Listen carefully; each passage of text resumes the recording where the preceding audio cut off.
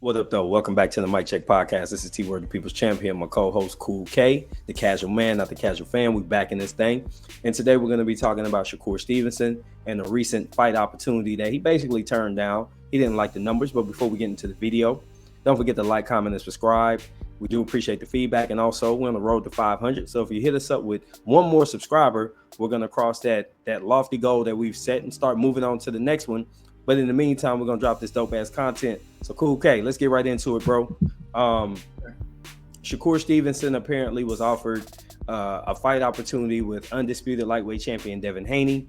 However, the purse split was set at 25%, and he felt that it was disrespectful. So he subsequently turned that down. Now, what are your thoughts on this particular situation? And then I'd like to share some thoughts as well. Okay, and I'm actually very interested in hearing your point as well. Thanks for having me on the show as usual, good brother. For sure. Now, for sure, T. When I look at this situation, him turning down, I believe it was a 25% deal. I kind of I see where he's coming from. I think that some people are maybe like overhyping the reason that he did try to turn it down, like trying to claim that he's afraid to fight Devin Haney and things of that nature, but not Devin Haney and things of that nature. But I really think that he feels as though he deserves a little bit more money, and I agree. Like 25%, that's a low end type of situation where, maybe if Devin Haney was going to fight like a William Zepeda or something like that, like maybe he would like I guess agree to a 25% purse because he's not really that much of a draw.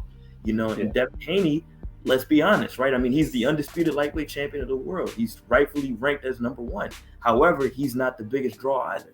You know what I'm saying? So I don't think that him being able to say, hey, I'm 75 or 80 and you're 20 or 25, I mean, I don't think that should I don't think that oh my gosh, Shakur Stevenson should accept those types of terms. He should try to shoot for a little bit more money. I don't think he should make more than Devin Haney, but I don't think that he should be making that much less, if that makes sense. No, I definitely agree with you.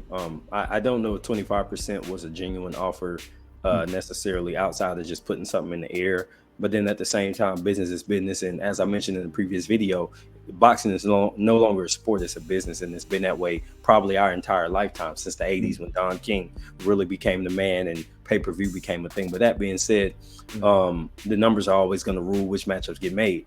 Because of that, we have Jermell Charlo versus Canelo Alvarez, and they're two weight classes apart. We took 5 years to get Spence versus Crawford because the numbers drive everything. Tank Davis and Ryan Garcia fought instead of Tank Davis and Devin Haney fighting because the money made sense. So because we're in that era, I think that the numbers are going to drive everything. So it's going to tell you why some fighters will be willing to take a fight and why some fighters will be unwilling to take a fight, and that's exactly what's happening with Shakur Stevenson. He just has a higher value for himself, and me being somebody that's in the American workplace, you got to go in there and tell people how much you're worth to make sure they pay you that, and then add tax. And I think that that's the same mindset. Would you go to your job and take less just to prove you're the best? Or would you go in there and say, hey, no, this is my value, and until you can pay me that, I'll do something else? And it's not like he's going to be frozen out of boxing. Now, that being said, the person that he's on the other side of this equation from actually did that. He said, forget it. Whatever it takes. What you need, George Kambosos, I'll take that because I'm going to come beat your ass anyway. Mm-hmm. So that kind of happened, and then he becomes the undisputed champion, and then he goes back and beats his ass again. Mm-hmm. As such, I can see both sides of the equation. I don't know that Shakur is as thirsty for the particular access to those belts as Devin Haney was, because Devin Haney was much more on the outside looking in. Shakur's he's in the equation. So I think that it's not unreasonable for him to want more. I just think maybe there should have been some negotiation privately before it was released that, hey, I just turned down the offer. Your thoughts? I definitely agree with that 100%. And actually another thing that I did think about too was the fact that earlier you said that this might have been just a ploy to find out, okay, let's just throw a feeler out there and see where you are. Maybe he'll accept it. Maybe he would have taken the same token that Devin Haney did when he fought against George Kambosos, when he just said, I don't care about the money.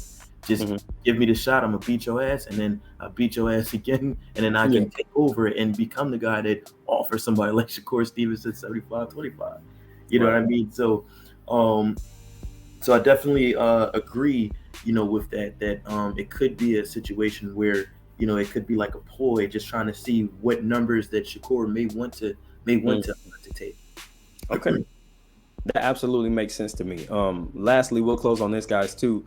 If Shakur is not going to fight Devin, because I personally believe that Devin is in line to fight Tank. As soon as he gets out of jail and he's clear to sign some paperwork, I think that's going to happen late this year, maybe November, maybe even as late as December. Depends on the shape that Tank is in when he gets out of jail. With that said, though, I think that will be a much more marketable fight. I think both fighters could see the benefit. And think about it this way: if Devin Haney is to fight Tank and let's say lose at 135 and then go to 140 and start his quest for undisputed there, nobody's going to look at him crazy because they're going to feel like, well, I mean, Tank got that power. We expected this. If it was to be Shakur that was able to beat him and take those crowns, everybody's going to always rate him under Shakur for the rest of his career. I'm going to throw it to UK and then we're going to get out of here. Okay, sounds like a plan. So, I do believe that if the Devin Haney fight does not secure itself, what I could actually see Shakur Stevenson doing, and this may sound a little crazy, but what about George Kambosos, right? They're both, I believe George Kambosos, is he top ranked, if I'm not mistaken? I think he's affiliated. They can make it happen, yes. Yeah, they can make that happen for sure. I mean, it's an interesting fight. I mean, of course, I have Shakur pretty much watching him, but being as though is the fact that he did take some 2 losses to Devin Haney. He was a former lightweight undisputed, well, not undisputed because they were fighting for unified. Right. Yeah. He was a former unified champion. You know what I mean? The story could be great. Hey, I get a chance to fight against Shakur Stevenson. I've improved, all from those 2 ass whippings that I got from Devin Haney, and then I can show you guys against Shakur Stevenson and get that 3rd fight, right? So that could be a possibility. Another fight that we could see occur could be against Frank Martin, right? Who is just 17-0 and just looking just like a monster out there. That would be a really interesting and entertaining fight, and that's something that we would wonder. Will Shakur Stevenson be able to take on a? I don't want to say that because it sounds really cliche, that when you talk about a black fighter, you immediately assume that they're slick and this, that, and the third. So I don't want to try to call Frank is slick though. Yeah, he's slick. You know what I'm saying? He's actually pretty slick. You know what I'm saying? What I was going to say is that's a fighter that we haven't seen Shakur necessarily have to take on just yet. Right? Another slick fighter. I don't think anybody is as slick as Shakur, but we would love to see him face somebody of that magnitude. So I think those 2 fights could be something that could be marketable and enjoyable for the fans. For sure. I think so. Open stance fight, 2 slick dudes. Southpaw versus Southpaw, that would be pretty cool. And Frank got a little bit of power too. So this will kind of give you a preview of some of the elements that a Shakur versus Tank fight might look like, because there's a lot of similarities in Frank and Tank's game, even though Tank just has that amazing equalizer that changes it for everybody. But folks, we're going to throw it to you guys now. Tell us what you think about this Shakur Stevenson situation. Do you agree with him? Or do you have any suggestions on how this could have gone and maybe gotten us a fight signed by the end of the year? We don't know. But this has been T. That's K for the Mic Check Podcast. Until the next time, we're out. We out. I'm going to read those comments, y'all. Put them down, baby.